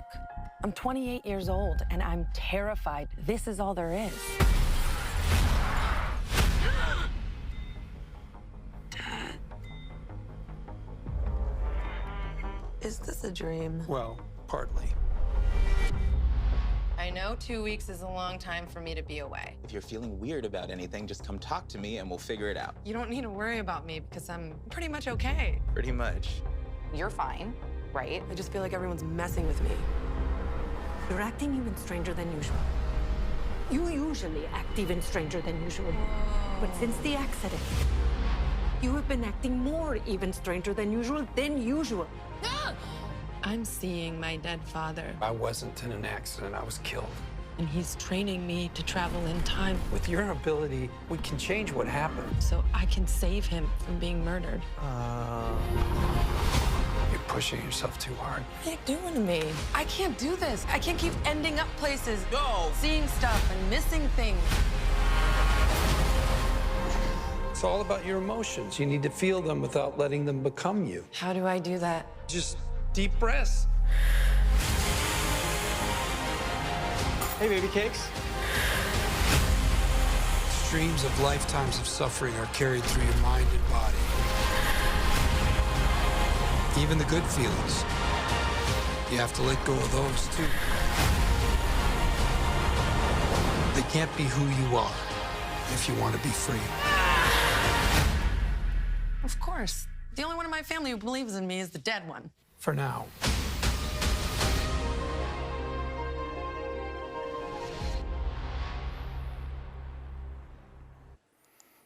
So it premiered in September last year, and it got only good reviews. We were, according to Rotten Tomatoes, that tracks all the reviews, we were the best reviewed animated series of 2019. So I think everybody's very proud on what we did. That's about it. Thank you.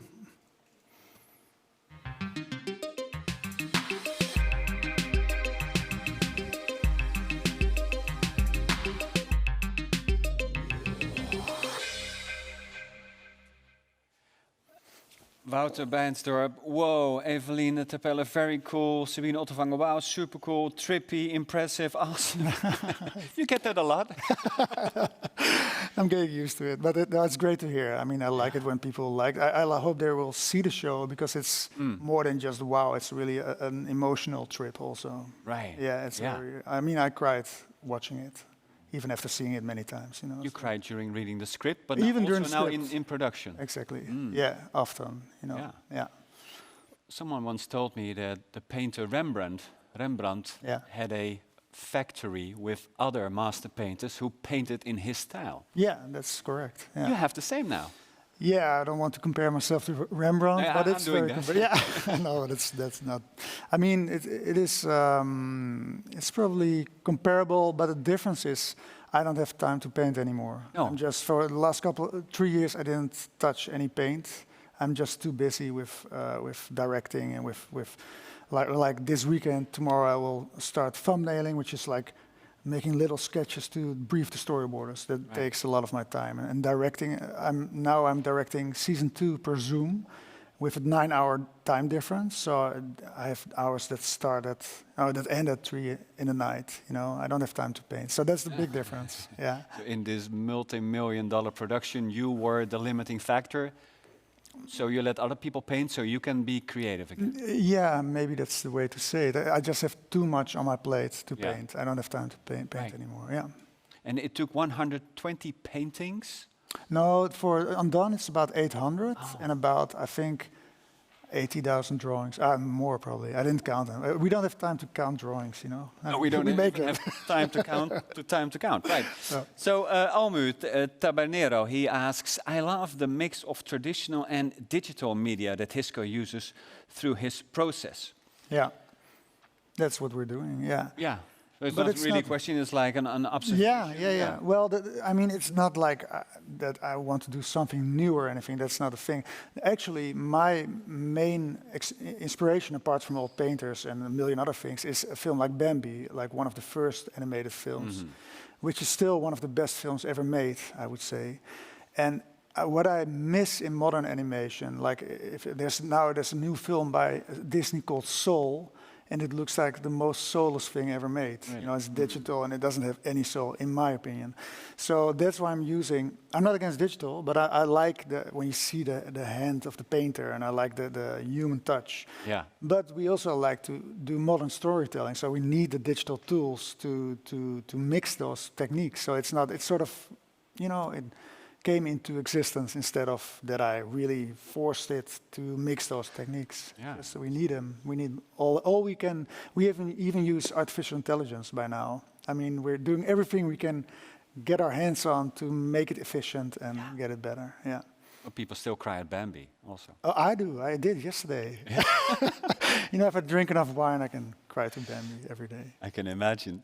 Edwin van Maan has been watching and he asks, what part in the process was most challenging to you?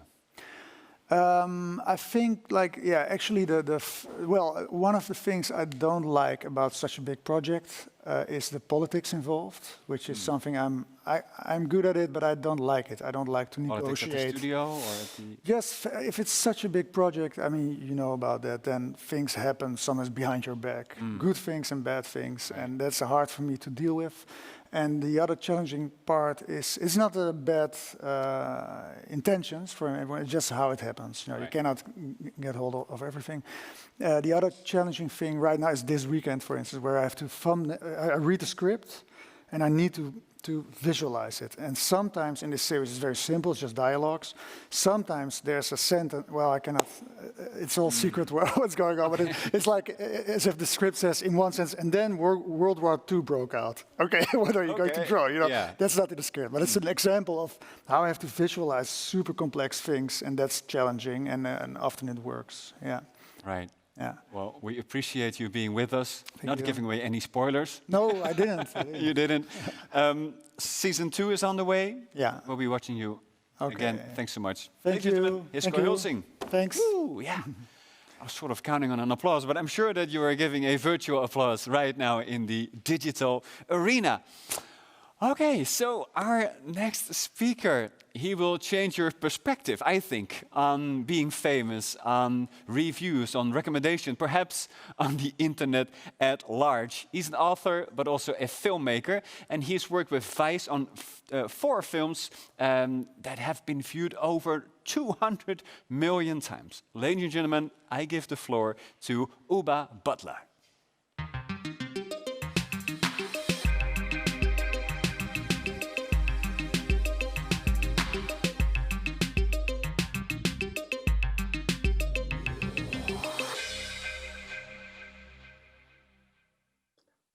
Hi, everybody. My name is Oobah Butler, and I'm obsessed with TripAdvisor.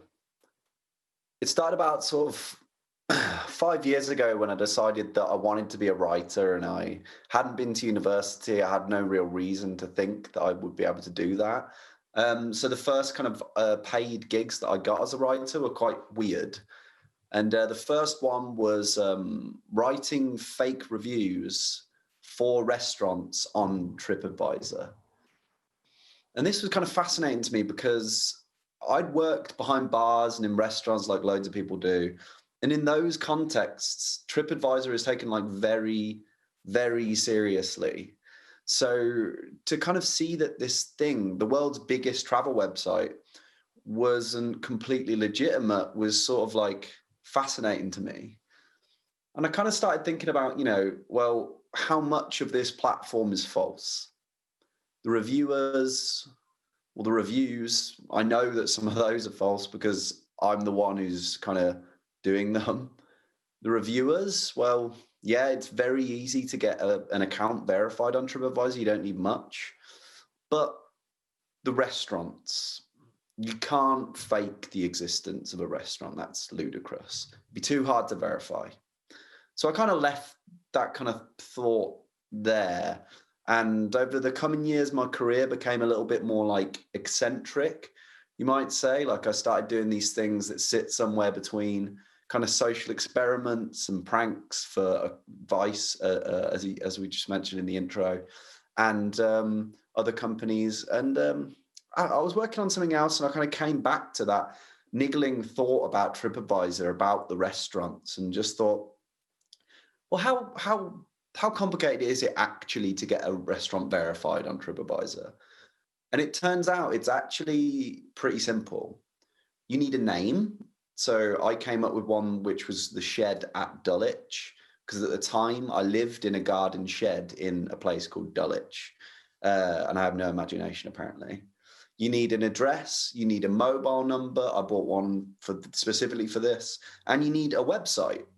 So I spent the afternoon and put together this, which I think is pretty nice, isn't it? You know, I did this all myself. The logo there, I did that myself on Microsoft Paint.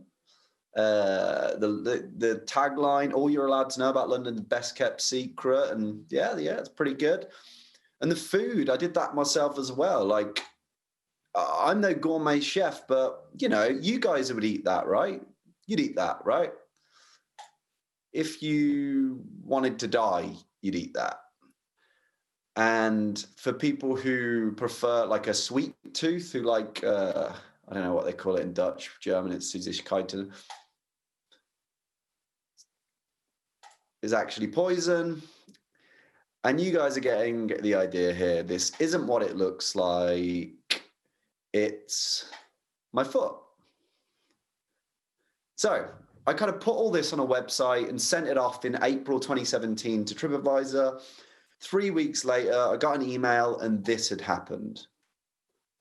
I was officially verified as a restaurant on TripAdvisor. So I kind of started thinking, well, you know, what's the next step? It's probably to get some fake reviews for my fake restaurant. So I contacted family and friends and I gave them a list of, I said, please, can you write a fake review for my fake restaurant with your TripAdvisor account?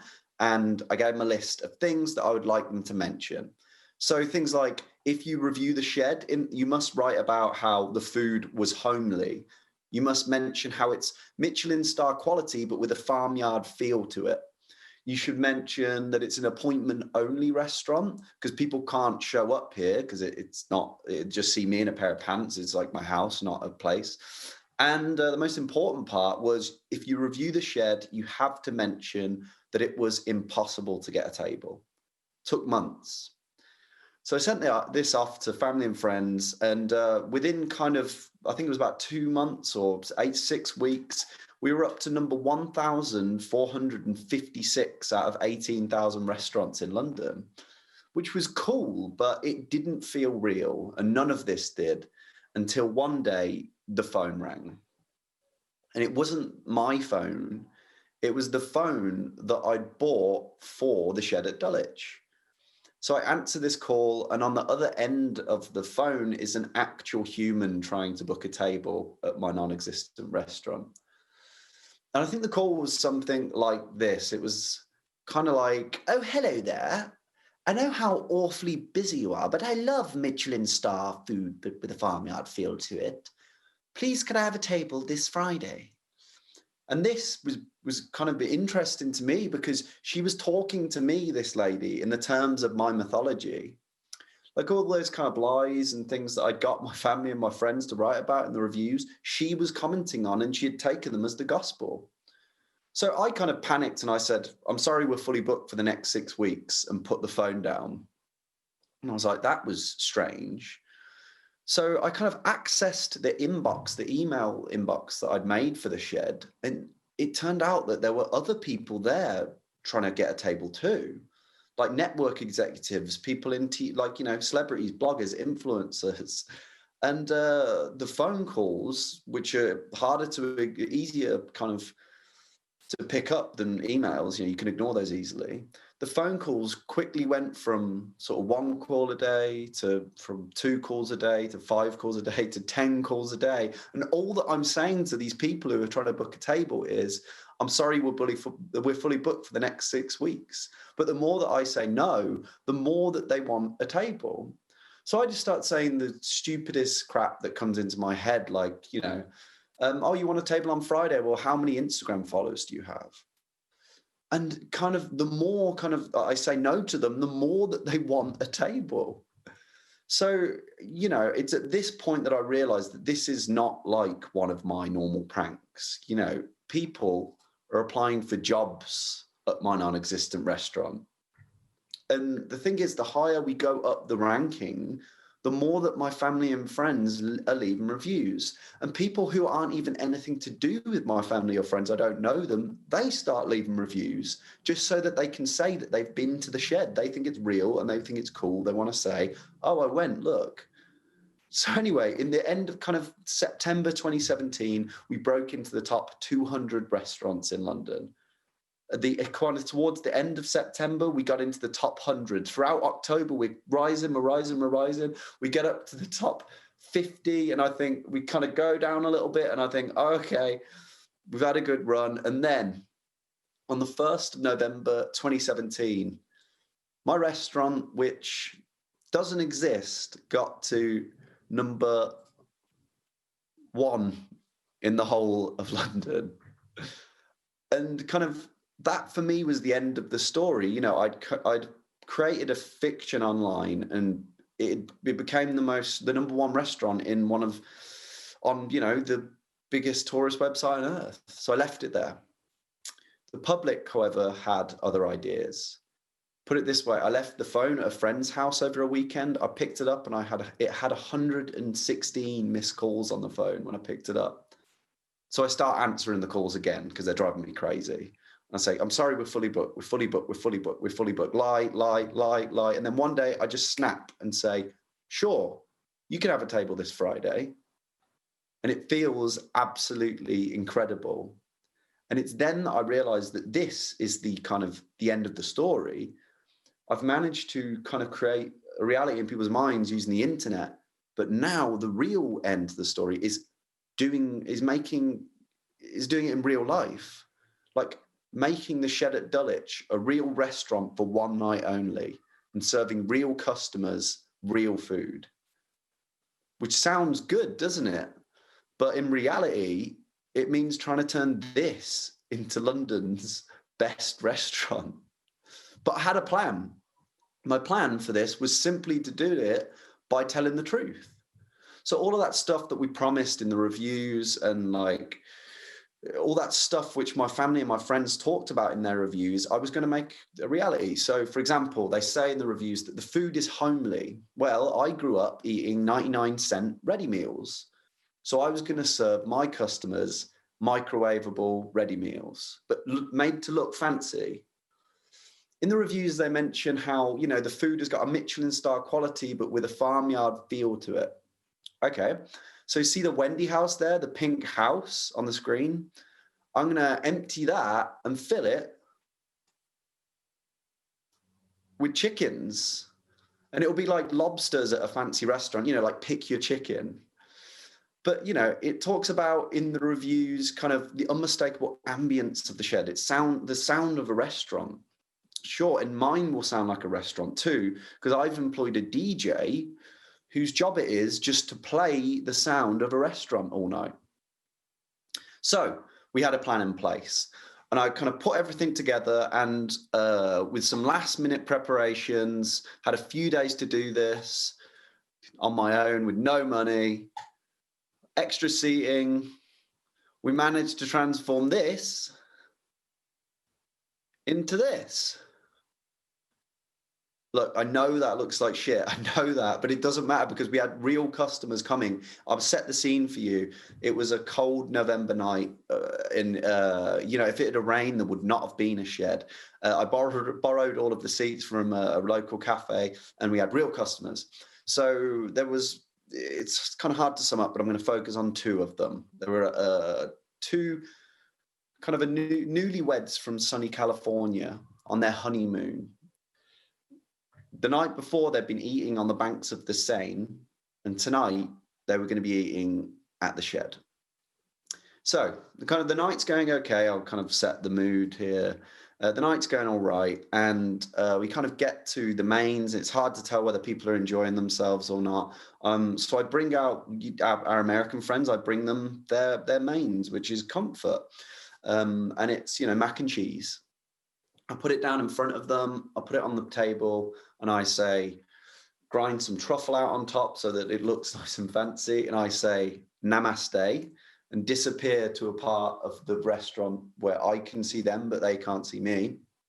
And I kind of look as the lady, the bride, she kind of gets out her phone. She's a foodie, as if to take a photo to upload to Instagram. Has a look at her meal at London's best restaurant through the phone, and then just puts away the phone without taking a photo of the meal. It was morbid. So yeah, people don't look happy. It has not gone well. And I'm seeing out the last 4 customers at the end of the night. And a guy brings me to one side and says, "Can I have a word, please?" And I go, "Oh God, you know, not only have I not managed to do this, not only have I not managed to create this, the best restaurant in London in my garden for one night only, but I'm probably going to get punched in the face." But he says to me, "So about tonight, now that we've been once, is it going to be easier for us to book again next time?" He tried to book again, which is why I believe that these days we trust more what we read online as opposed to what we put in our mouths. Thanks. That's the Shed story. Just quickly, just have a sip of water. And then I've got just a little bit more to tell you. So the Shed story went out, it came out, the documentary went out, and over 100 million people watched the documentary, and it was all over the news. I was in the Washington Post. They called me the Donald Trump of TripAdvisor, which is, I don't want to be the Donald Trump of anything. The Japanese TV made an hour-long documentary about the Shed, and I trended across Japanese Twitter because they thought I was so annoying. Singaporean Parliament used the Shed to inform new laws and legislation on fake news. But I did all of these interviews, right? And it didn't matter whether it was Russian TV, Chinese TV, American TV, German TV. It didn't matter where the interviewer was from. They asked me the exact same questions. And I thought, well, that's weird. It may as well not even be me being interviewed if they're going to ask me the same question. And then I started thinking about, these days we're quite abstract from who we are anyway, aren't we? We have these different versions of ourselves that we play online. We have this kind of sexy version of ourselves that we play on Instagram, the asshole version of ourselves that we play on Twitter. So why can't I do that in real life? Why can't I have different versions of myself to suit each situation? So I kind of decided at that point that this is what I wanted to try and do. I wanted to send fake versions of myself to do my TV interviews for me. So bear with me. Here I am on Australia's biggest breakfast show in December. Sorry, just turn the slide. Yeah. In December 2017. I got asked to go back on 6 months later. I wanted to send a better looking version of myself. So I found one and I sent him on. But surely the same journalists in the same studio on the same show would realize that it wasn't me. Surely. Well, they didn't realize, and it went great. The interview was brilliant. So I decided that I wanted to do this again. And the BBC asked me to come on the TV, and I wanted to send a more charming version of myself. So I did some auditions and I found a more charming version of myself, and I sent them on the BBC. And it was amazing. They had back and forth with the interviewer. It went great. And I was sat there, I was watching, just thinking, this is amazing. I've never had rapport like this. And I witnessed the whole thing. Because if you look in the top right-hand corner of the screen, up in the right-hand corner, if you just see, in the right-hand corner, you'll see that I was actually on the roof, witnessing the whole thing, shirtless for some reason. But anyway, I did this about 5 or 6 times. I sent different versions of myself on TV and on radio. I sent another version of myself, a different version of myself on the BBC, who had a PhD, because I wanted a smarter version of myself to sound intellectual. And he was so good that he got 3 follow-up interviews as me on the BBC. And then I sent another version of myself on Indian TV, and he got me business opportunities in India. And I kind of realized at this point that, this works. Like, I'd actually optimized myself as a brand, I'd outsourced me. So I decided at this point that this is the future. Anyone should be able to do this. Why just me? So I decided to develop an app to enable that. And my app is called Oobah. And Uber enables you to order a lookalike of yourself to do something you don't want to do or wish that you could do a better job of. And here is a little bit of an advert for my app. And I'm going to leave you after this. And if there's any investors watching, throw some money at me. I mean, it's an absolutely incredible idea, and you'd be silly not to. Thanks. Want to impress your date? Want to impress your date? Oobah.com.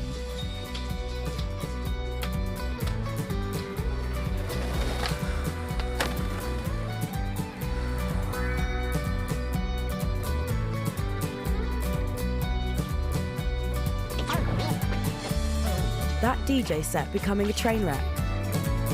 Oobah.com.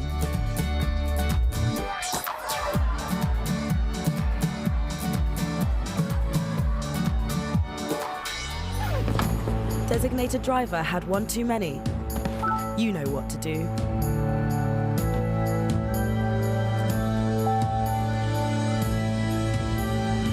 Uber.com. Optimize your identity. Thanks. Okay, so fake it until you make it, but here you are. You made it. Yeah. Yeah. Some folks on the stream who are wondering, who is he being right now? Are you the real Oobah Butler? Well, that's a good question. I kind of say that, like, if you have a mild sense of disappointment about me, then it'll be me. That's the real me. So yeah, that probably me. Probably me. Yeah. Well, it's such a great story. There are many reactions on the stream. People are laughing out loud, and someone, it's Laiba Chaudhry, is wondering, how do you get these ideas? What inspires you? Yeah, thanks for the question, Liza. Is it Liza? It's Laiba. Labour, thank you for the question. I would say it's just a different kind of, every idea would be different. Like, you know, the shed idea specifically, as I kind of said earlier, came from reacting to having worked in restaurants, coupled with, you know, kind of landing this weird job where I was writing fake reviews. And then it kind of all fell together. But, you know, I think that you have to kind of be reactive. And I've always kind of, one of the things I've always done is that I'll try and say an idea in a very simple way to people who I know won't lie to me. And I'll try it out with them. And it's very good kind of as a bellwether to figure out whether those ideas are good and exciting. If you kind of can, like, if someone immediately reacts well to them, if you know what I mean. So yeah, I don't know, you know, and the shed thing, another example there is like, I lived in that shed. So it was also like a product of my life. Like, I didn't live in a shed because I'm a kooky dude. It was because London's rent is very expensive. I couldn't afford anywhere else. So I'd say ideas can come from any place, and you just have to sort of try and identify the ones that are actually any good as quick as possible. Yeah, because it seems that we all know about these reviews and fake recommendation, but it took your mind, to take it to the next level and then some. Yeah,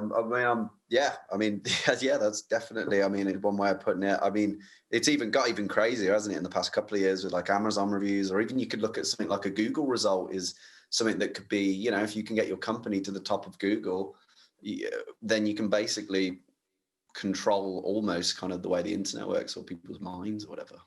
So yeah, I don't think it's stopped. And I was kind of hoping that you would be wearing your hat that you were wearing also in the documentary. I don't know if I have that anymore. It's probably on sale on eBay. Yeah, £1 billion. It is. I'm just scrolling through the questions. Hilarious. Is he now the real him? I'm betting this app doesn't actually exist either, says Angelo. Is the app real, or are we just falling into the same trap again? No, I mean, the app is funny. The app has actually we've had 7,000 people ask for lookalikes of themselves. It's not like fully developed or anything, but the idea and the concept's there, and I'm tempted to sort of start fulfilling them and see what happens. You know, I mean, it works. So you guys heard the story, it works. So it's all out there to see. If the BBC endorse it, then, you know, why not Digital Day? Yeah, why not? And hopefully next year's presenter will also be found using Oobah.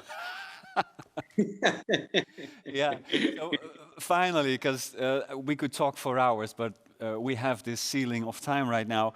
Are you just producing films or documentaries, or also books? I read. Yeah. Working on a couple of TV projects, and I released a book last year in America, which genuinely became a #1 bestseller in USA Today and the LA Times and Barnes & Noble. And yeah, that was good fun. Yeah, it was like another thing that just kind of weirdly came together. And yeah, it's a book called How to Bullshit Your Way to #1, got to #1. So that's pretty fun. how to bullshit your way to #1. Thank you for sharing these pearls of wisdom. Oobah Butler, hopefully see you next time. Thanks, man. Cheers, man. And as I said, all good things come to an end, but just wait, there is one more thing.